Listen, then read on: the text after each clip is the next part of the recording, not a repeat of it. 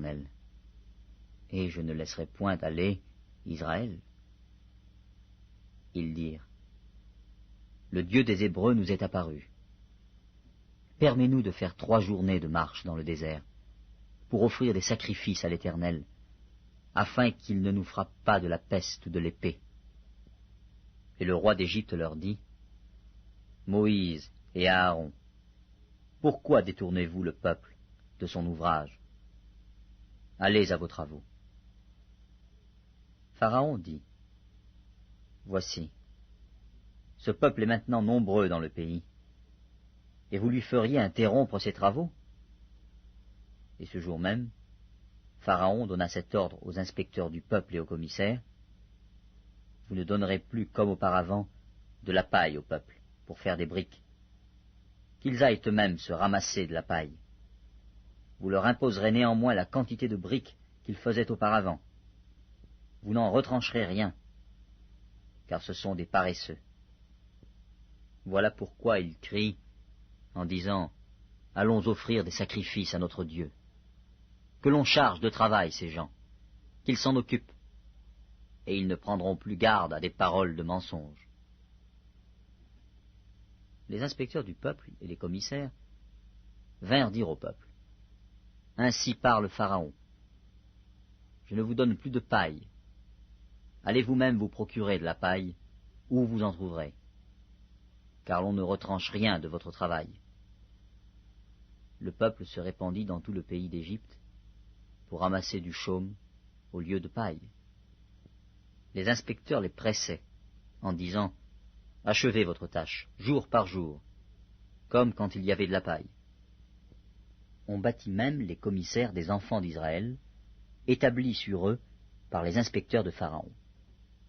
Pourquoi, disait-on, n'avez-vous pas achevé hier et aujourd'hui, comme auparavant, la quantité de briques qui vous avait été fixée? Les commissaires des enfants d'Israël allèrent se plaindre à Pharaon et lui dirent, pourquoi traites-tu ainsi tes serviteurs? On ne donne point de paille à tes serviteurs, et l'on nous dit, faites des briques. Et voici, tes serviteurs sont battus, comme si ton peuple était coupable. Pharaon répondit, vous êtes des paresseux, des paresseux. Voilà pourquoi vous dites, allons offrir des sacrifices à l'Éternel. Maintenant allez travailler. On ne vous donnera point de paille, et vous livrerez la même quantité de briques. Les commissaires des enfants d'Israël virent qu'on les rendait malheureux, en disant, vous ne retrancherez rien de vos briques, chaque jour la tâche du jour. En sortant de chez Pharaon, ils rencontrèrent Moïse et Aaron, qui les attendaient. Ils leur dirent, que l'Éternel vous regarde, et qu'il juge. Vous nous avez rendus odieux à Pharaon et à ses serviteurs. Vous avez mis une épée dans leurs mains pour nous faire périr. Moïse retourna vers l'Éternel et dit, Seigneur, pourquoi as-tu fait du mal à ce peuple? Pourquoi m'as-tu envoyé? Depuis que je suis allé vers Pharaon pour parler en ton nom, il fait du mal à ce peuple, et tu n'as point délivré ton peuple. L'Exode, chapitre 6. L'Éternel dit à Moïse, tu verras maintenant ce que je ferai à Pharaon. Une main puissante le forcera à les laisser aller. Une main puissante le forcera à les chasser de son pays. Dieu parla encore à Moïse et lui dit, je suis l'Éternel.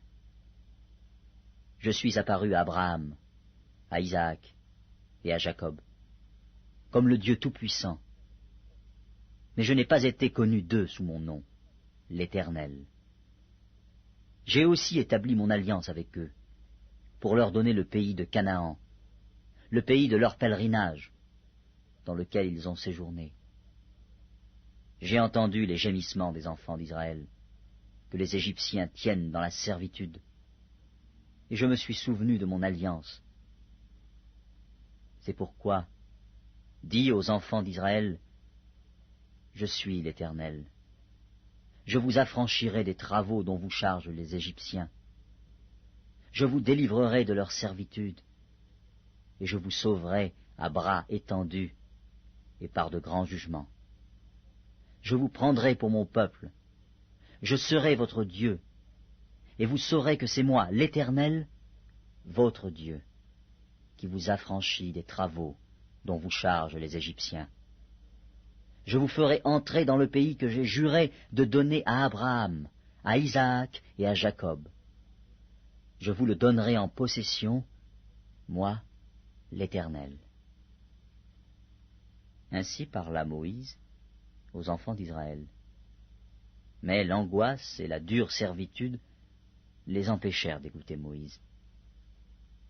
L'Éternel parla à Moïse et dit, « Va, parle à Pharaon, roi d'Égypte, pour qu'il laisse aller les enfants d'Israël hors de son pays. » Moïse répondit en présence de l'Éternel, « Voici, les enfants d'Israël ne m'ont point écouté. Comment Pharaon m'écouterait-il, moi, qui n'ai pas la parole facile ?» L'Éternel parla à Moïse et à Aaron, et leur donna des ordres au sujet des enfants d'Israël et au sujet de Pharaon, roi d'Égypte, pour faire sortir du pays d'Égypte les enfants d'Israël. Voici les chefs de leur famille. Fils de Ruben, premier-né d'Israël, Enoch, Palu, Hetzron et Carmi. Ce sont là les familles de Ruben. Fils de Siméon, Jémuel, Jamin, Ohad, Jakin et Tsochar, et Saül, fils de la Cananéenne. Ce sont là les familles de Siméon. Voici les noms des fils de Lévi avec leur postérité. Guershon, Kehat et Merari. Les années de la vie de Lévi furent de 137 ans. Fils de Gershon, Libni et Shimei, et leurs familles. Fils de Kehat, Amram, Jitséar, Hébron et Uziel. Les années de la vie de Kehat furent de 133 ans. Fils de Merari, Mashli et Mushi. Ce sont là les familles de Lévi avec leur postérité. Amram prit pour femme Jochébed, sa tante, et elle lui enfanta Aaron et Moïse. Les années de la vie d'Amram furent de 137 ans. Fils de Jitséar, Coré, Népheg et Zikri. Fils d'Uziel, Mishaël, Elsaphan et Zitri. Aaron prit pour femme Elisheba, fille d'Aminadab, sœur de Nachshon, et elle lui enfanta Nadab, Abihu, Éléazar et Itamar. Fils de Coré, Assir, Elkana et Abiasaph. Ce sont là les familles des Corites. Éléazar, fils d'Aaron, prit pour femme une des filles de Putiel, et elle lui enfanta Phinéas. Tels sont les chefs de famille des Lévites avec leurs familles. Ce sont là cet Aaron et ce Moïse, à qui l'Éternel dit, « Faites sortir du pays d'Égypte les enfants d'Israël, selon leurs armées. » Ce sont eux qui parlèrent à Pharaon, roi d'Égypte, pour faire sortir d'Égypte les enfants d'Israël. Ce sont là ce Moïse et cet Aaron. Lorsque l'Éternel parla à Moïse dans le pays d'Égypte, l'Éternel dit à Moïse, « Je suis l'Éternel. Dis à Pharaon, roi d'Égypte, tout ce que je te dis. » Et Moïse répondit en présence de l'Éternel, « Voici, je n'ai pas la parole facile. Comment Pharaon m'écouterait-il » L'Exode, Chapitre 9. L'Éternel dit à Moïse, « Va vers Pharaon, et tu lui diras. Ainsi parle l'Éternel, le Dieu des Hébreux. Laisse aller mon peuple, afin qu'il me serve.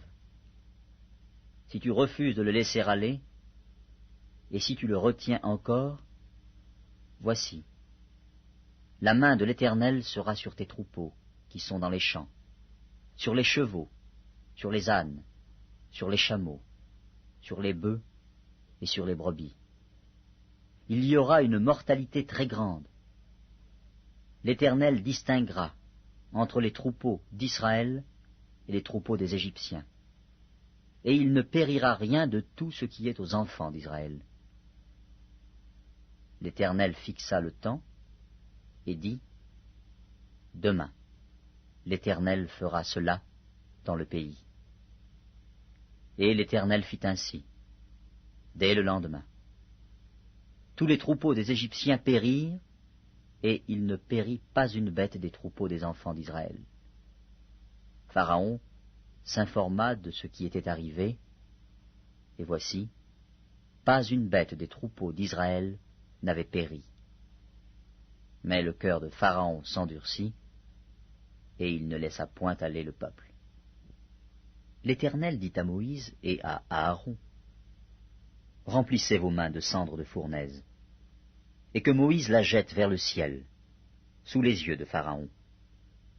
Elle deviendra une poussière qui couvrira tout le pays d'Égypte, et elle produira dans tout le pays d'Égypte, sur les hommes et sur les animaux, des ulcères formés par une éruption de pustules. » Ils prirent de la cendre de fournaise et se présentèrent devant Pharaon.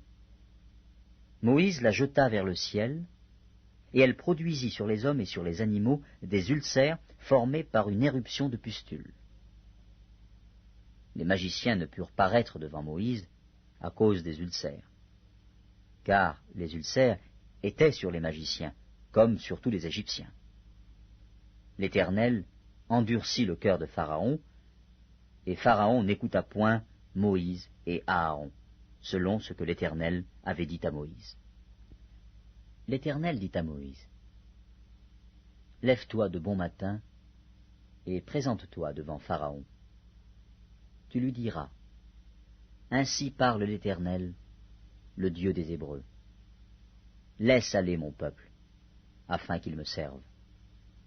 Car cette fois, je vais envoyer toutes mes plaies contre ton cœur, contre tes serviteurs et contre ton peuple, afin que tu saches que nul n'est semblable à moi sur toute la terre. Si j'avais étendu ma main, et que je t'eusse frappé par la mortalité, toi et ton peuple, tu aurais disparu de la terre. Mais je t'ai laissé subsister, afin que tu voies ma puissance, et que l'on publie mon nom par toute la terre. Si tu t'élèves encore contre mon peuple, et si tu ne le laisses point aller, voici, je ferai pleuvoir demain, à cette heure, une grêle tellement forte qu'il n'y en a point eu de semblable en Égypte depuis le jour où elle a été fondée jusqu'à présent. Fais donc mettre en sûreté tes troupeaux et tout ce qui est à toi dans les champs. La grêle tombera sur tous les hommes et sur tous les animaux qui se trouveront dans les champs et qui n'auront pas été recueillis dans les maisons, et ils périront.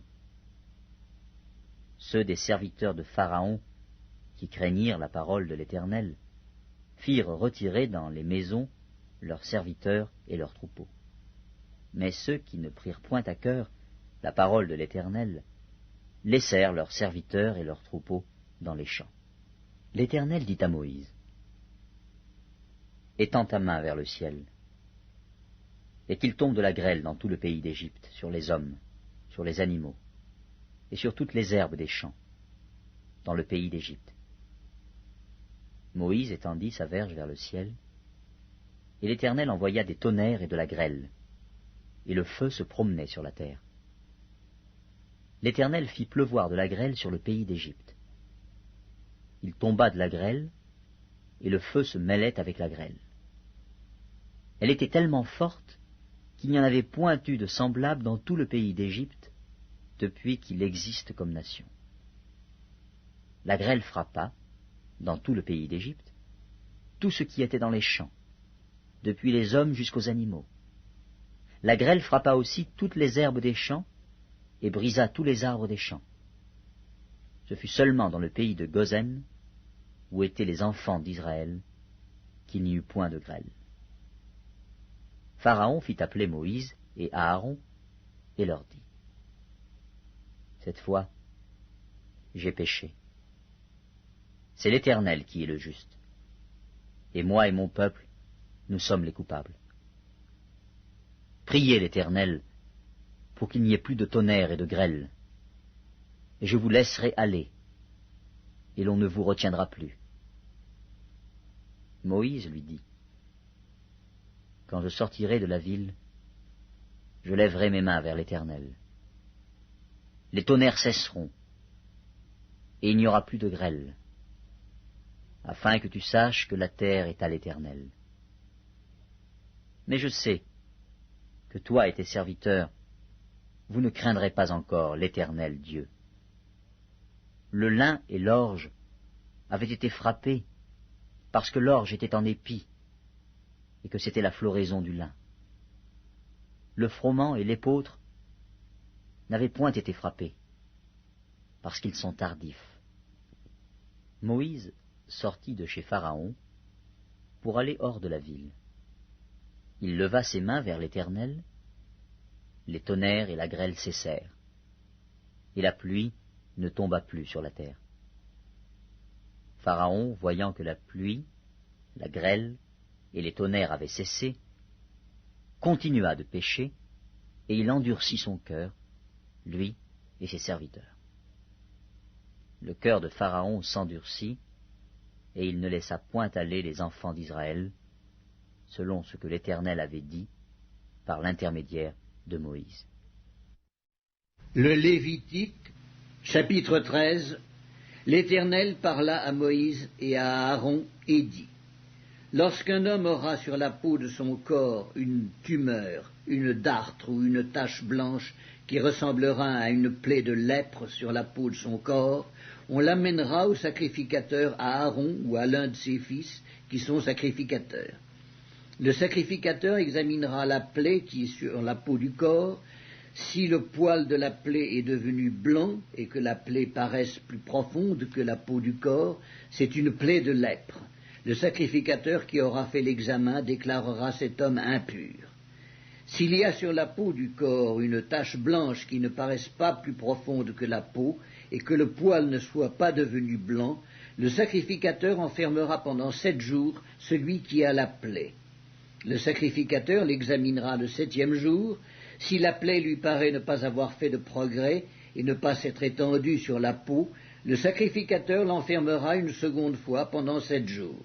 Le sacrificateur l'examinera une seconde fois le 7e jour. Si la plaie est devenue pâle et ne s'est pas étendue sur la peau, le sacrificateur déclarera cet homme pur. C'est une dartre. Il lavera ses vêtements et il sera pur. Mais si la dartre s'est étendue sur la peau, après qu'il s'est montré au sacrificateur pour être déclaré pur, il se fera examiner une seconde fois par le sacrificateur. Le sacrificateur l'examinera. Si la dartre s'est étendue sur la peau, le sacrificateur le déclarera impur.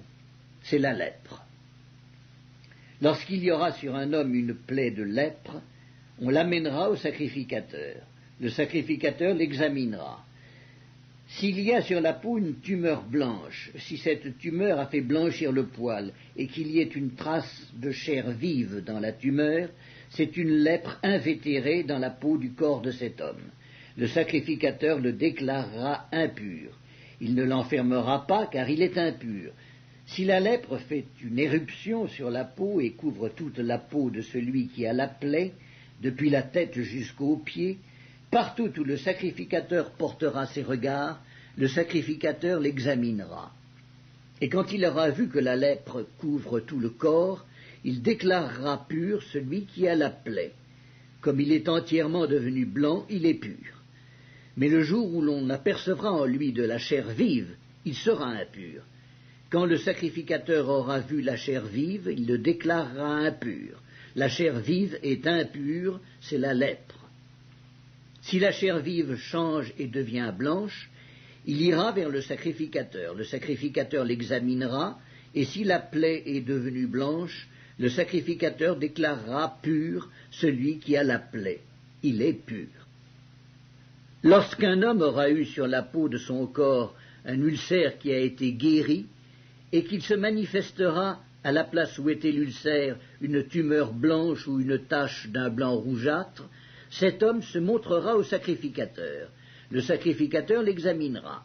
Si la tache paraît plus enfoncée que la peau et que le poil soit devenu blanc, le sacrificateur le déclarera impur. C'est une plaie de lèpre qui a fait éruption dans l'ulcère. Si le sacrificateur voit qu'il n'y a point de poil blanc dans la tache et qu'elle n'est pas plus enfoncée que la peau et qu'elle est devenue pâle, il enfermera cet homme pendant 7 jours. Si la tache s'est étendue sur la peau, le sacrificateur le déclarera impur. C'est une plaie de lèpre. Mais si la tache est restée à la même place et ne s'est pas étendue, c'est une cicatrice de l'ulcère. Le sacrificateur le déclarera pur. Lorsqu'un homme aura eu sur la peau de son corps une brûlure par le feu, et qu'il se manifestera sur la trace de la brûlure une tache blanche ou d'un blanc rougeâtre, le sacrificateur l'examinera. Si le poil est devenu blanc dans la tache et qu'elle paraisse plus profonde que la peau, c'est la lèpre qui a fait éruption dans la brûlure. Le sacrificateur déclarera cet homme impur. C'est une plaie de lèpre. Si le sacrificateur voit qu'il n'y a point de poil blanc dans la tache et qu'elle n'est pas plus enfoncée que la peau et qu'elle est devenue pâle, il enfermera cet homme pendant 7 jours. Le sacrificateur l'examinera le 7e jour. Si la tache s'est répandue sur la peau, le sacrificateur le déclarera impur. C'est une plaie de lèpre. Mais si la tache est restée à la même place, ne s'est pas étendue sur la peau et est devenue pâle, c'est la tumeur de la brûlure. Le sacrificateur le déclarera pur, car c'est la cicatrice de la brûlure. Lorsqu'un homme ou une femme aura une plaie à la tête ou à la barbe, le sacrificateur examinera la plaie. Si elle paraît plus profonde que la peau et qu'il y ait du poil jaunâtre et mince, le sacrificateur déclarera cet homme impur. C'est la teigne, c'est la lèpre de la tête ou de la barbe. Si le sacrificateur voit que la plaie de la teigne ne paraît pas plus profonde que la peau et qu'il n'y a point de poil noir, il enfermera pendant 7 jours celui qui a la plaie de la teigne. Le sacrificateur examinera la plaie le 7e jour. Si la teigne ne s'est pas étendue, s'il n'y a point de poil jaunâtre, et si elle ne paraît pas plus profonde que la peau, celui qui a la teigne se rasera, mais il ne rasera point la place où est la teigne. Et le sacrificateur l'enfermera une seconde fois pendant 7 jours.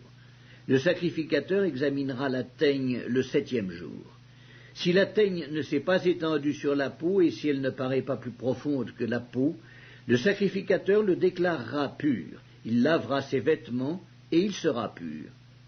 Mais si la teigne s'est étendue sur la peau après qu'il a été déclaré pur, le sacrificateur l'examinera.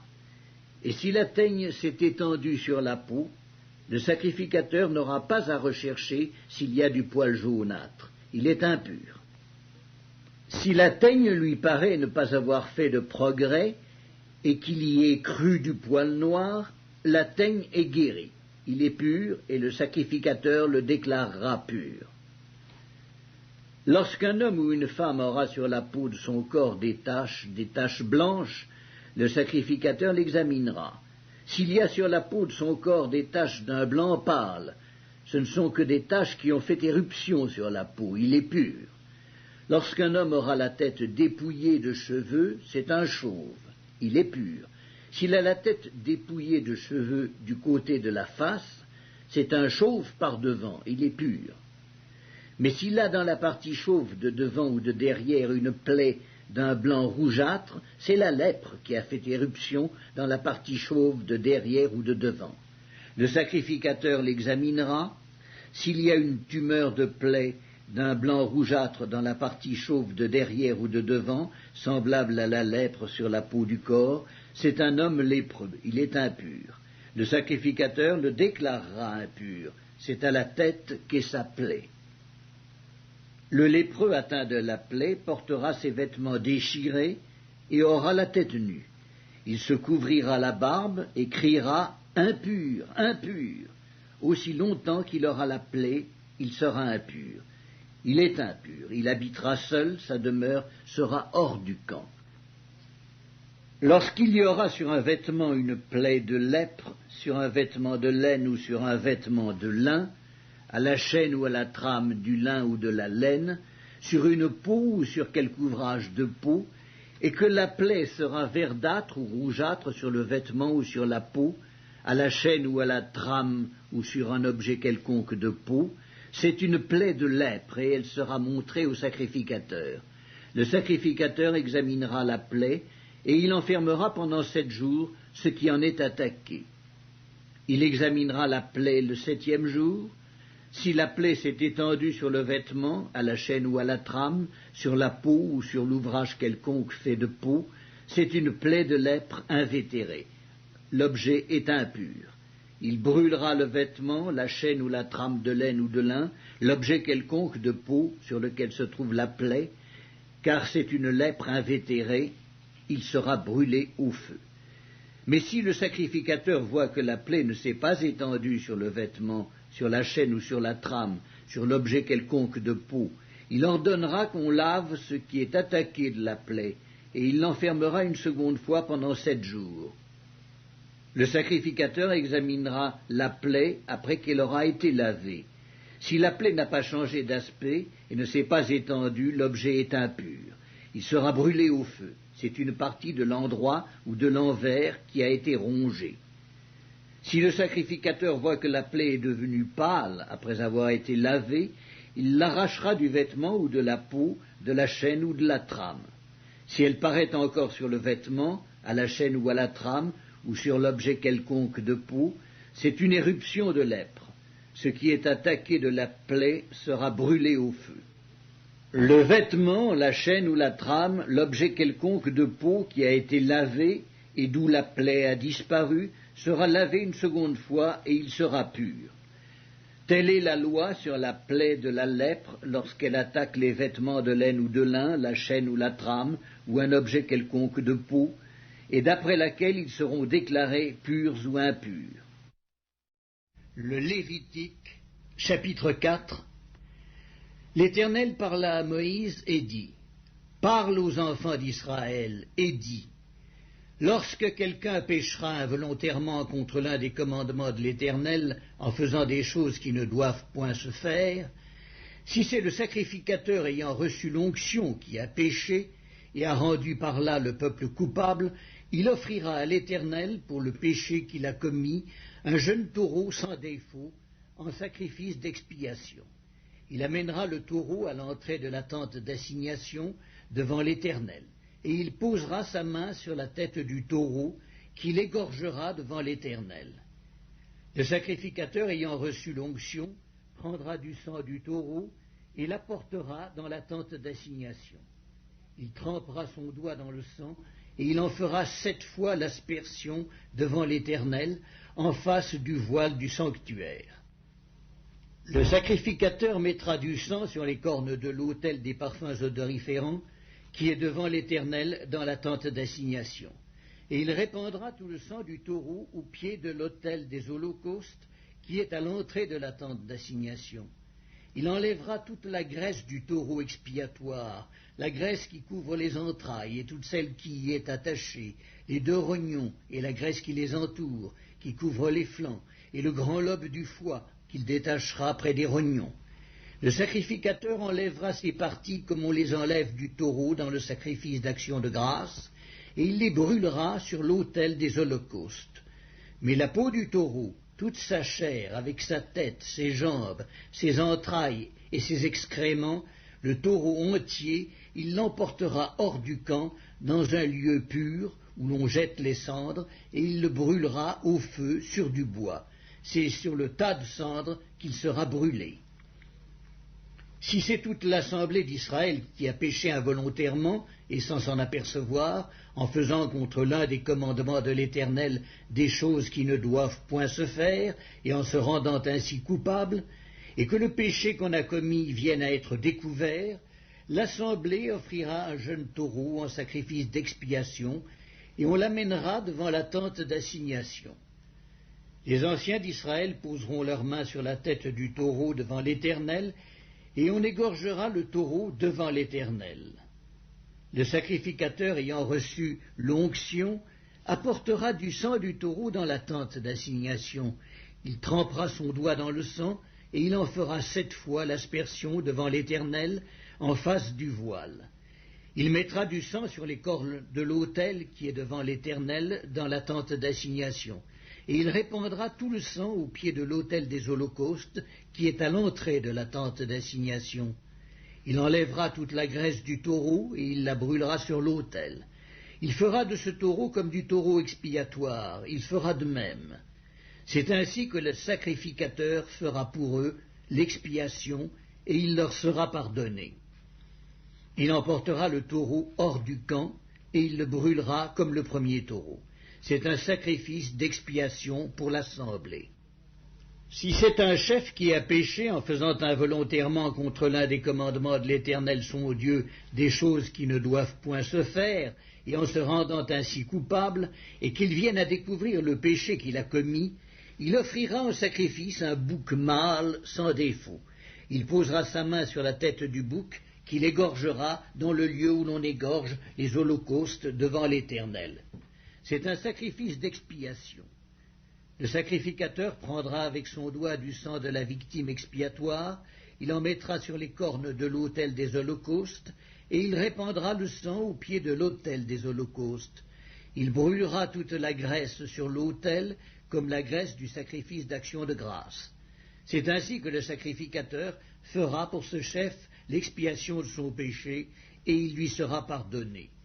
Si c'est quelqu'un du peuple qui a péché involontairement, en faisant contre l'un des commandements de l'Éternel des choses qui ne doivent point se faire, et en se rendant ainsi coupable, et qu'il vienne à découvrir le péché qu'il a commis, il offrira en sacrifice une chèvre, une femelle sans défaut, pour le péché qu'il a commis. Il posera sa main sur la tête de la victime expiatoire, il l'égorgera dans le lieu où l'on égorge les holocaustes. Le sacrificateur prendra avec son doigt du sang de la victime, il en mettra sur les cornes de l'autel des holocaustes, et il répandra tout le sang au pied de l'autel. Le sacrificateur ôtera toute la graisse comme on ôte la graisse du sacrifice d'action de grâce, et il la brûlera sur l'autel, et elle sera d'une agréable odeur à l'Éternel. C'est ainsi que le sacrificateur fera pour cet homme l'expiation, et il lui sera pardonné. S'il offre un agneau en sacrifice d'expiation, il offrira une femelle sans défaut. Il posera sa main sur la tête de la victime, qu'il égorgera en sacrifice d'expiation dans le lieu où l'on égorge les holocaustes. Le sacrificateur prendra avec son doigt du sang de la victime, il en mettra sur les cornes de l'autel des holocaustes, et il répandra tout le sang au pied de l'autel. Le sacrificateur ôtera toute la graisse, comme on ôte la graisse de l'agneau dans le sacrifice d'action de grâce, et il la brûlera sur l'autel comme un sacrifice consumé par le feu devant l'Éternel. C'est ainsi que le sacrificateur fera pour cet homme l'expiation du péché qu'il a commis, et il lui sera pardonné. 2 Chroniques, chapitre 1. Salomon, fils de David, s'affermit dans son règne. L'Éternel, son Dieu, fut avec lui, et l'éleva à un haut degré. Salomon donna des ordres à tout Israël, aux chefs de milliers et de centaines, aux juges, aux princes de tout Israël, aux chefs des maisons paternelles. Et Salomon se rendit avec toute l'assemblée au haut lieu qui était à Gabaon. Là se trouvait la tente d'assignation de Dieu, faite dans le désert par Moïse, serviteur de l'Éternel. Mais l'arche de Dieu avait été transportée par David de Kirjath-Jéarim à la place qu'il lui avait préparée, car il avait dressé pour elle une tente à Jérusalem. Là se trouvait aussi, devant le tabernacle de l'Éternel, l'autel d'airain qu'avait fait Betsalil, fils d'Uri, fils de Hur. Salomon et l'assemblée cherchèrent l'Éternel. Et ce fut là, sur l'autel d'airain qui était devant la tente d'assignation, que Salomon offrit à l'Éternel 1000 holocaustes. Pendant la nuit, Dieu apparut à Salomon et lui dit, « Demande ce que tu veux que je te donne. » Salomon répondit à Dieu, « Tu as traité David, mon père, avec une grande bienveillance, et tu m'as fait régner à sa place. Maintenant, Éternel Dieu, que ta promesse à David, mon père, s'accomplisse, puisque tu m'as fait régner sur un peuple nombreux comme la poussière de la terre. Accorde-moi donc de la sagesse et de l'intelligence, afin que je sache me conduire à la tête de ce peuple. Car qui pourrait juger ton peuple, ce peuple si grand? » Dieu dit à Salomon, « Puisque c'est là ce qui est dans ton cœur, puisque tu ne demandes ni des richesses, ni des biens, ni de la gloire, ni la mort de tes ennemis, ni même une longue vie, et que tu demandes pour toi de la sagesse et de l'intelligence afin de juger mon peuple sur lequel je t'ai fait régner, la sagesse et l'intelligence te sont accordées. Je te donnerai, en outre, des richesses, des biens et de la gloire, comme n'en a jamais eu aucun roi avant toi et comme n'en aura aucun après toi. » Salomon revint à Jérusalem, après avoir quitté le haut lieu qui était à Gabaon et la tente d'assignation, et il régna sur Israël. Salomon rassembla des chars et de la cavalerie. Il avait 1400 chars et 12 000 cavaliers, qu'il plaça dans les villes où il tenait ses chars et à Jérusalem près du roi. Le roi rendit l'argent et l'or aussi communs à Jérusalem que les pierres, et les cèdres aussi communs que les sycomores qui croissent dans la plaine. C'était de l'Égypte que Salomon tirait ses chevaux. Une caravane de marchands du roi allait les chercher par troupes à un prix fixe. On faisait monter et sortir d'Égypte un char pour 600 cycles d'argent et un cheval pour 150 cycles. Ils en amenaient de même avec eux pour tous les rois des Hétiens et pour les rois de Syrie. 2 Chroniques, chapitre 10. Roboam se rendit à Sichem, car tout Israël était venu à Sichem pour le faire roi.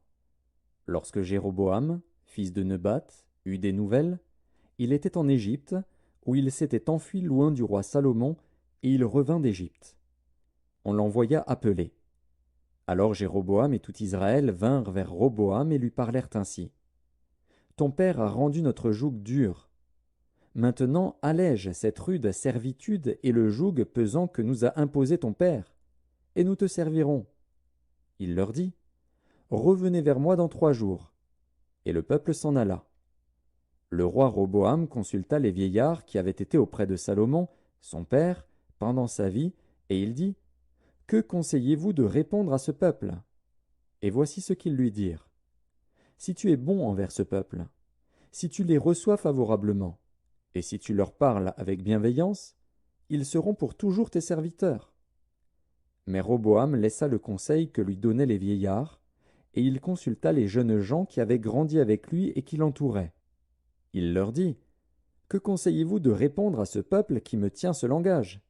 Allège le joug que nous a imposé ton père. » Et voici ce que lui dirent les jeunes gens qui avaient grandi avec lui. « Tu parleras ainsi à ce peuple qui t'a tenu ce langage. Ton père a rendu notre joug pesant, et toi, allège-le nous.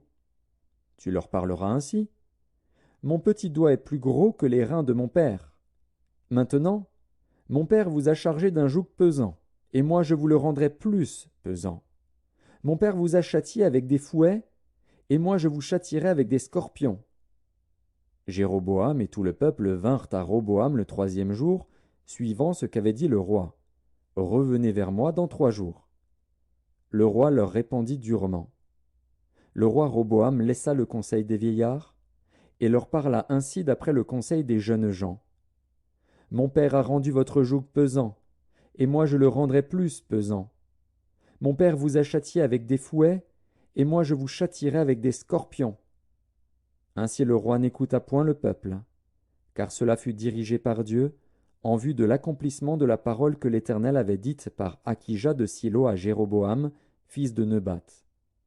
Lorsque tout Israël vit que le roi ne l'écoutait pas, le peuple répondit au roi, « Quelle part avons-nous avec David? Nous n'avons point d'héritage avec le fils d'Isaïe. » à tes tentes, Israël. Maintenant, pourvois ta maison, David. » Et tout Israël s'en alla dans ses tentes. Les enfants d'Israël qui habitaient les villes de Juda furent les seuls sur qui